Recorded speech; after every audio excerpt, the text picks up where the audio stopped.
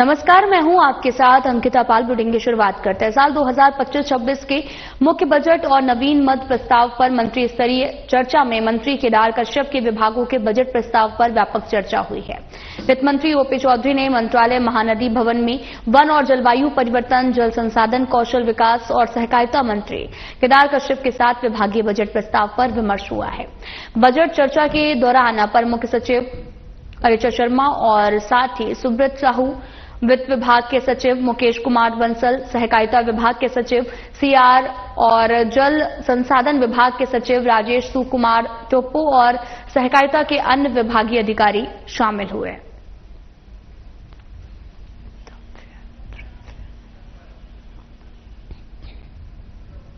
नगरीय निकाय चुनाव में बीजेपी की बड़ी जीत पर बीजेपी की प्रेस वार्ता आयोजित की गई है। राजधानी रायपुर एकात्म परिसर में डिप्टी सीएम अरुण साव ने प्रेस वार्ता को संबोधित किया। इस दौरान उन्होंने छत्तीसगढ़ के नगरीय निकाय चुनाव में ऐतिहासिक जीत पर छत्तीसगढ़ की जनता का आभार व्यक्त किया। सभी 10 नगर निगम में बीजेपी को जनादेश दिया। छत्तीसगढ़ की जनता ने नगरीय निकाय चुनाव में बीजेपी उम्मीदवार को भारी बहुमत दिया। पिछले 13 महीने में सरकार ने मोदी की गारंटी को लागू करने और लोगों के हित में अन्य प्रयास किए। इस सफलता का श्रेय मोदी की गारंटी को दिया है।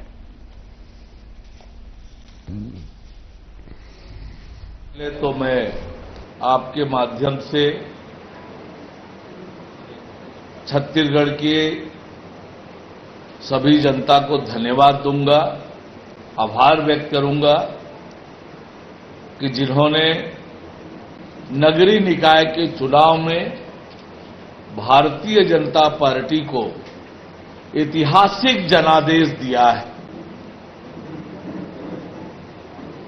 10 की 10 निगम और न केवल 10 नगर निगम भारतीय जनता पार्टी के खाते में डाली, ऐतिहासिक बढ़त के साथ बढ़त और अंतर भी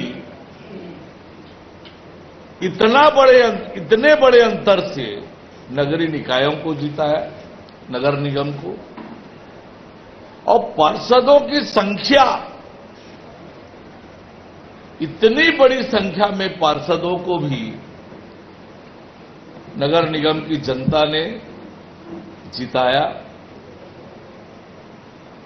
49 में से 35 नगर पालिका अध्यक्ष और 114 में से 81 नगर पंचायत के अध्यक्ष, इतना प्रचंड जनादेश भारतीय जनता पार्टी को देने के लिए आप सबका भी धन्यवाद और प्रदेश के जनता का भी बहुत बहुत धन्यवाद करता हूं मैं। इतना प्रचंड जनादेश जिस प्रकार से पिछले 13-14 महीनों में विष्णुदेव साय जी के नेतृत्व में हमारी सरकार ने जो काम किए, मोदी की गारंटी को लगातार पूरा किया और नगरीय निकायों में लगातार जो हमने काम किया, विकास के काम किए, 7,500 करोड़ रुपए से अधिक की राशि नगरीय निकायों को जारी की, जन समस्या निवारण पखवाड़े का आयोजन किया, स्वच्छता पखवाड़े का आयोजन किया और लगातार काम करते हुए अनुकंपा नियुक्ति के प्रकरण जो लंबे समय से लंबित थे उसे पूरा किया। निकायों की प्रशासनिक व्यवस्था को सुदृढ़ किया, नगर की सफाई व्यवस्था, प्रकाश की व्यवस्था, मूलभूत सुविधाएं, इन सब पर जो काम किया उस पर जनता ने मुहर लगाई। साथ ही जो मोदी की गारंटी हमने पूरी की, चाहे 25 लाख किसानों के धान को खरीदा, 3100 रुपए प्रति क्विंटल के भाव से प्रति एकड़ 21 क्विंटल खरीदा। 2 साल का बोनस कृषक उन्नति योजना के अंतर्गत एक मुश्त देने का काम किया। 70 लाख माताओं और बहनों को जो हम महतारी बंधन की राशि दे रहे हैं, 12 लाख किसानों को 2 साल का पुराना बोनस दिया। लगभग 13 लाख तेंदुपत्ता संग्राहकों को बढ़ी हुई पारिश्रमिक दर तेंदुपत्ता का दिया। ऐसे और लगभग 5,62,000 जो कृषि भूमिहीन कृषक मजदूर है, उनको 10-10 हजार रुपए देने का काम किया। ऐसे अनेक कामों के कारण आज प्रदेश की जनता में भारतीय जनता पार्टी के प्रति विश्वास लगातार बढ़ रहा है। विधानसभा चुनाव में भारतीय जनता पार्टी को 46% से अधिक वोट मिला।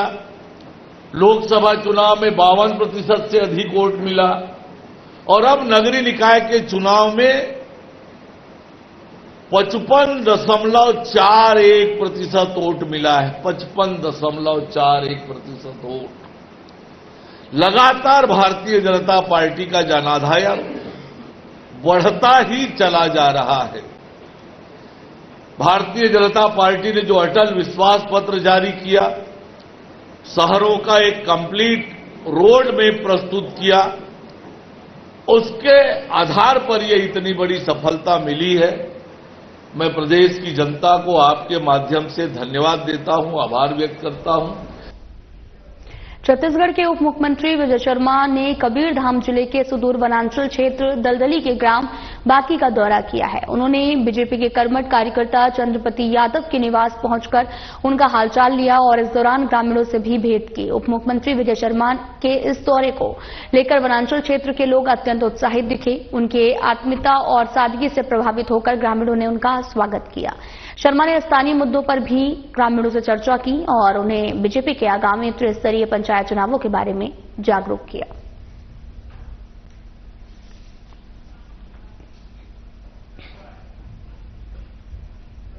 रविवार को गौरव दिवस कार्यक्रम के अवसर पर सारंगपुर के ग्राम पंचायत कड़िया धाकड़ में आपको बताते चलें कि मध्य प्रदेश सरकार के राज्य मंत्री गौतम टेटवाल और सांसद रोडमल नागान ने 75 लाख रुपए के नए भवनों का भूमि पूजन कर लोकार्पण किया। वहीं सोसाइटी को तीसरी बार और ग्राम पंचायत को पहली बार ISO अवार्ड प्रदान किया। सांसद रोडमल नागर ने यह भी कहा कि 2047 तक भारत विकसित देशों की सूची में शामिल होगा। विकसित राष्ट्र बनाने के लिए ग्रामोदय से भारत को उदय की ओर बढ़ना होगा। इस दौरान कार्यक्रम से शामिल सांसद रोडमल नागर और राज्य मंत्री गौतम टेटवाल, जिला अध्यक्ष ज्ञान सिंह गुर्जर, आसपास के स्थानीय जनप्रतिनिधि मौजूद रहे। बड़वाह के 18 साल के तरुण राजेश लोट ने नासिक में हुए नेशनल जंप रोप कंपटीशन में अंडर 20 आयु वर्ग में 2 गोल्ड मेडल प्राप्त किए हैं। तरुण ने 30 सेकंड में 103 रोप जंप कर गोल्ड मेडल हासिल किया। इसके साथ ही 3 मिनट में रोप जंप में तरुण ने 424 रोप जंप कर अपने आयु वर्ग में सर्वश्रेष्ठ प्रदर्शन करते हुए दूसरा गोल्ड मेडल हासिल किया। इसके साथ ही तरुण का जुलाई माह में जापान में होने वाली इंटरनेशनल जंप रोप कंपटीशन में चयन हो गया है। इस उपलब्धि के बाद पूरा परिवार स्वयं को गौरवान्वित महसूस कर रहा। 3 दिनों तक चली इस स्पर्धा के समापन के बाद तरुण रविवार शाम को बड़वाह पहुंचे। यहां परिजनों, परिचितों और रिश्तेदारों ने तरुण का जोरदार स्वागत किया है।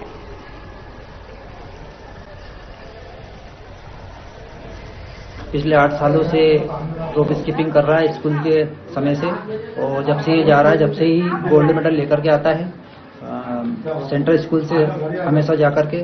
इस बार भी ये गोल्ड मेडल जीत चुका है। और इस बार जो नासिक के अंदर जंप रोप एसोसिएशन के द्वारा ये जो कार्यक्रम नासिक में हुआ, तो उसमें भी ये इसने 2 गोल्ड मेडल लेकर के आया है अपनी विधा के अंदर। और इसके बाद में आगे जापान वर्ल्ड कप के वर्ल्ड एसोसिएशन के अंदर ये जाने की तैयारी है इनकी। और वहाँ जाने के लिए बहुत ज़्यादा पैसे की जरूरत होती है। तो स्पॉन्सर अगर मिलते हैं हमारे को तो वर्ल्ड चैंपियनशिप के लिए जापान में जाने के लिए हम तैयार हैं। सबसे पहले तो मेरा सिलेक्शन नेशनल गेम में हुआ, जो स्पर्धा नासिक महाराष्ट्र में संपन्न होनी थी, जिसमें कुल 15 स्टेट ने भाग लिया। कुल 800 बच्चे उधर कॉम्पीट कर रहे थे, जिसमें अंडर 20 कैटेगरी में 30 सेकेंड एंड 3 मिनट एंड्योरेंस में दोनों में गोल्ड मेडल प्राप्त किया। और मेरे को पिछले 8 साल हो गए हैं स्किपिंग करते करते, ये मेरा 8वां गोल्ड मेडल था 30 सेकेंड में। और अभी आगे मेरा जापान वर्ल्ड चैंपियनशिप में भी सिलेक्शन हो गया है, उसकी भी आगे अभी तैयारी करूँगा। और मुझे आशा है कि आगे जो आने वाली वर्ल्ड चैंपियनशिप है उसमें भी मैं अच्छा करूँगा। जापान जाने की बहुत जोरों शोरों से तैयारी चल रही है। उसमें कुल 2,60,000 रुपये लगना है। देवास में यहाँ से MP एसोसिएशन चलती है, तो वहाँ जाके बहुत ही जोरों शोरों से प्रैक्टिस चल रही है। जापान जाने के लिए कि जैसे कि 2,60,000 रुपये लगने हैं। मैं सभी बड़वा की खेल प्रेमी जनता से निवेदन करता हूँ कि जो भी मुझे जापान जाने में सहयोग कर सके, उनका बहुत बहुत धन्यवाद। उनसे आशा करता हूँ कि वो मेरा सहयोग करें। मुख्यमंत्री विष्णुदेव साय ने अखिल भारतीय विकलांग चेतना परिषद के द्वारा आयोजित दिव्यांगजन सामूहिक विवाह समारोह में 31 दिव्यांग जोड़ों को आशीर्वाद प्रदान किया है। उन्होंने सभी नवविवाहित जोड़ों के सुखी वैवाहिक जीवन की मंगल कामना करते हुए कहा कि यह आयोजन सामाजिक समरसता और दिव्यांगजनों के उत्थान का उत्कृष्ट उदाहरण है। मुख्यमंत्री साय ने कहा कि राज्य सरकार द्वारा मुख्यमंत्री कन्या विवाह योजना चलाई जा रही, जिसके अंतर्गत प्रत्येक जोड़े को 50,000 रुपए सहायता दी जाती है। यदि पति पत्नी दोनों विकलांग हैं तो विकलांग विवाह प्रोत्साहन योजना के तहत उन्हें 1 लाख रुपए की आर्थिक सहायता प्रदान की जाती है। साथ ही उन्होंने ये भी कहा कि सरकार समाज के कमजोर वर्गों, विशेष रूप से दिव्यांगजनों के सशक्तिकरण के लिए प्रतिबद्ध है।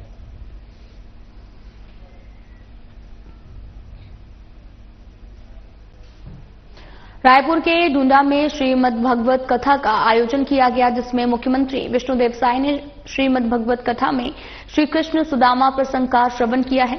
और इस दौरान इस पावन अवसर पर उन्होंने भगवान श्री कृष्ण और श्री राधा रानी से समस्त छत्तीसगढ़ वासियों की सुख समृद्धि, शांति और मंगलमय जीवन की प्रार्थना की। मुख्यमंत्री ने व्यासपीठ का नमन करते हुए कथा व्यास पंडित श्री कृष्ण गौर शास्त्री से आशीर्वाद लिया और श्री कृष्ण सुदामा प्रसंग का श्रवण किया है।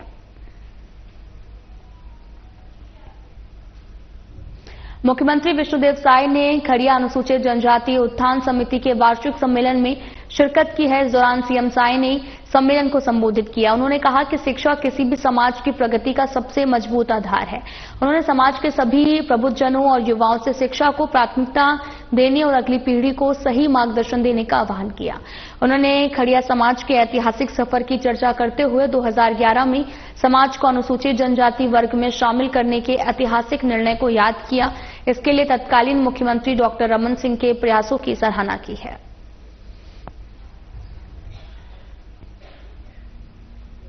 मुख्यमंत्री विष्णुदेव साय ने मुख्यमंत्री निवास में नगरीय निकाय चुनावों में भारतीय जनता पार्टी को मिली ऐतिहासिक जीत का जश्न मनाया। रायपुर उत्तर विधायक पुरंदर मिश्रा के नेतृत्व में उत्तर क्षेत्र के विजयी 15 पार्षदों और बीजेपी कार्यकर्ताओं ने ढोल नगाड़ों के साथ सीएम हाउस पहुंचकर जीत का जश्न मनाया। मुख्यमंत्री साय ने आशीर्वाद लेते हुए उनका मार्गदर्शन प्राप्त किया। सीएम साय ने पुरंदर मिश्रा सहित सभी विजयी पार्षदों और बीजेपी कार्यकर्ताओं को शानदार विजय पर बधाई और शुभकामनाएं दी।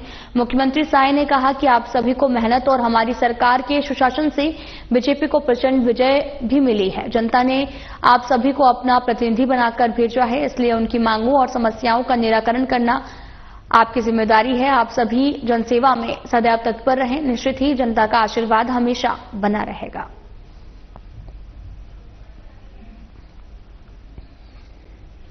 बजट सत्र को लेकर उप मुख्यमंत्री अरुण साव का बयान सामने आया, जिसमें उन्होंने बजट सत्र पर बयान देते हुए कहा यह सत्र बड़ा महत्वपूर्ण होने वाला है। उन्होंने कहा कि सरकार की अपनी पूरी तैयारी है। जानकारी देते हुए डिप्टी सीएम अरुण साव ने कहा कि इस सत्र में 15 बैठक होने वाली है और विधायकों के सवाल के अनुसार कार्य होगा। हमेशा की तरह विधानसभा का बजट सत्र आने वाला है। बजट सत्र इस बार 24 फरवरी से प्रारंभ हो रहा है और ये सत्र बड़ा महत्वपूर्ण होने वाला है। सरकार की अपनी पूरी तैयारी है और बहुत ही उपयोगी और महत्वपूर्ण यह सत्र रहने वाला है। इस सत्र में 17 बैठकें होने वाली है। विधानसभा की कार्यसूची और कार्य नियम है, उसके हिसाब से माननीय सदस्यों के प्रश्न आदि सब। वहीं मंत्रिमंडल विस्तार को लेकर उप मुख्यमंत्री अरुण साव ने कहा कि मंत्रिमंडल का विस्तार मुख्यमंत्री जी के विशेष अधिकार है, उसका निर्णय मुख्यमंत्री करेंगे। बीजेपी को चुनाव में जीत मिली और वोट प्रतिशत बढ़ा और ये बताता है कि बीजेपी का ग्राफ विष्णु के सुशासन में बढ़ा है।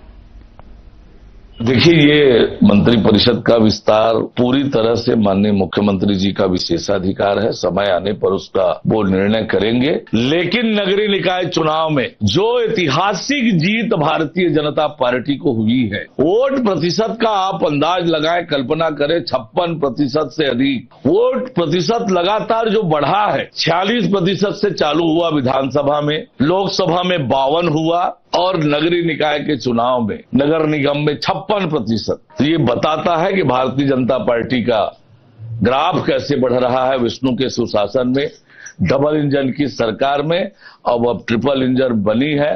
निश्चित रूप से छत्तीसगढ़ तेज गति से आगे बढ़ेगा। विकसित छत्तीसगढ़ की कल्पना को हम साकार करेंगे।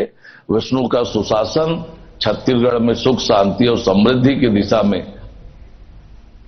कांग्रेस में चल रहे आपसी विवाद को लेकर उप मुख्यमंत्री अरुण साव ने बयान दिया। उन्होंने कहा कि छत्तीसगढ़ की जनता ने नगर निगम चुनाव में कांग्रेस को 0 पर आउट किया है। बड़े स्तर पर कांग्रेस हारी है।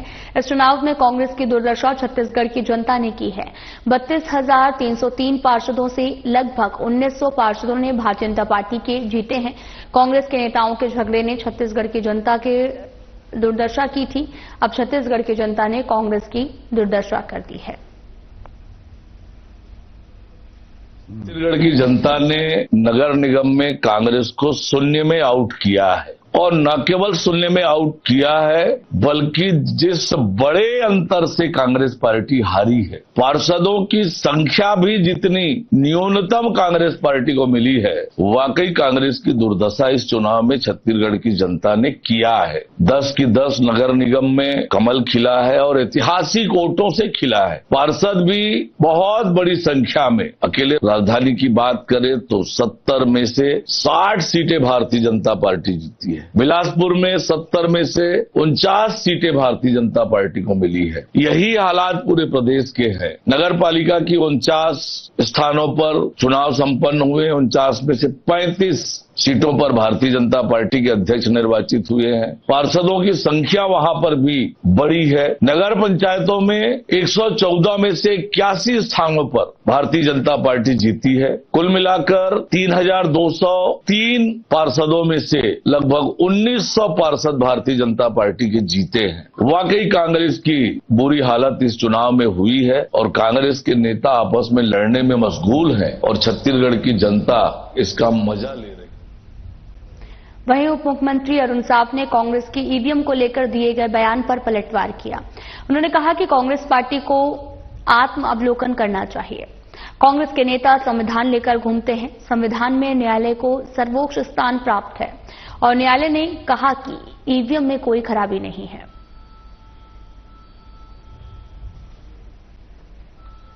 को आत्मावलोकन करना चाहिए जिस बुरी कदर हार हुई है। कांग्रेस पार्टी आखिर किसकी बात मानेगी? संविधान लेकर उनके नेता घूमते हैं। उसी संविधान में न्यायालय को सर्वोच्च स्थान प्राप्त है। सर्वोच्च न्यायालय ने बार बार कहा है कि ईवीएम में किसी तरह की टेम्परिंग की कोई गुंजाइश नहीं है।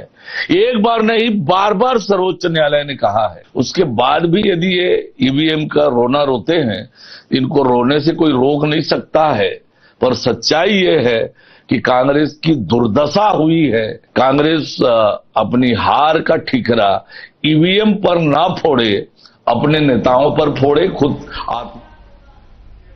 प्रगति नगर के 10 लोगों की कुंभ यात्रा के दौरान सड़क हादसे में दुखद निधन के बाद रविवार की देर रात सभी के शव कोरबा लाए गए।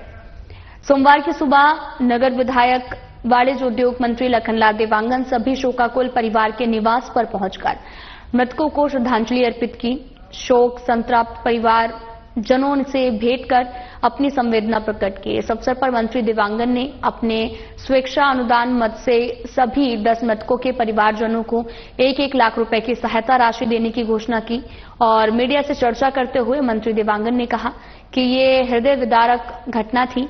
मृतकों में बीजेपी के कर्मठ कार्यकर्ता भी थे। मंत्री देवांगन ने कहा कि सभी शोकाकुल परिवार को हर संभव मदद के लिए प्रयास किए जाएंगे।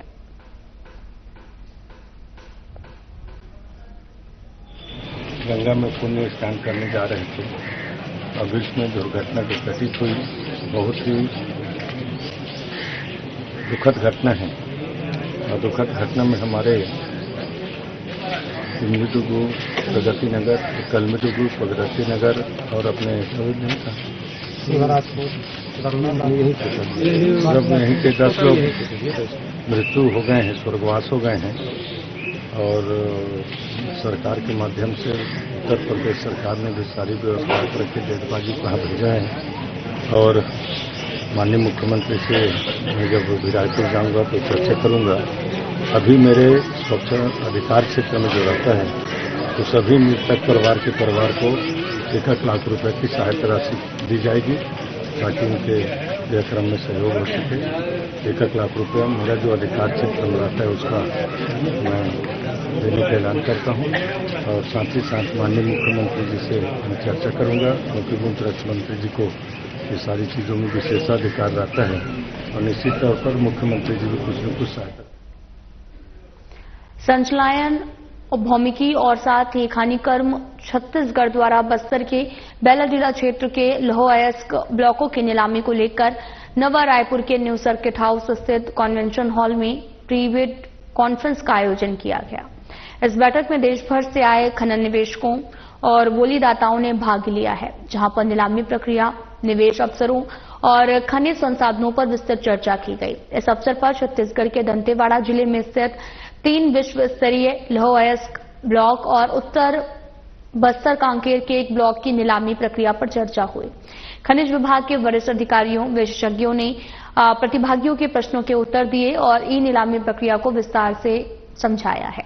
खनिज विभाग के सचिव पी दयानंद ने कहा कि छत्तीसगढ़ खनिज संसाधनों के मामले में अपार संभावनाओं वाला राज्य है, जो उद्योग, व्यापार, रोजगार के क्षेत्र में व्यापक विकास का अवसर प्रदान करता है। उन्होंने कहा कि आत्मनिर्भर भारत के संकल्प को साकार करने में छत्तीसगढ़ की भूमिका अहम होगी, क्योंकि यहां उच्च गुणवत्ता वाले लौह अयस्क के विशाल भंडार उपलब्ध हैं।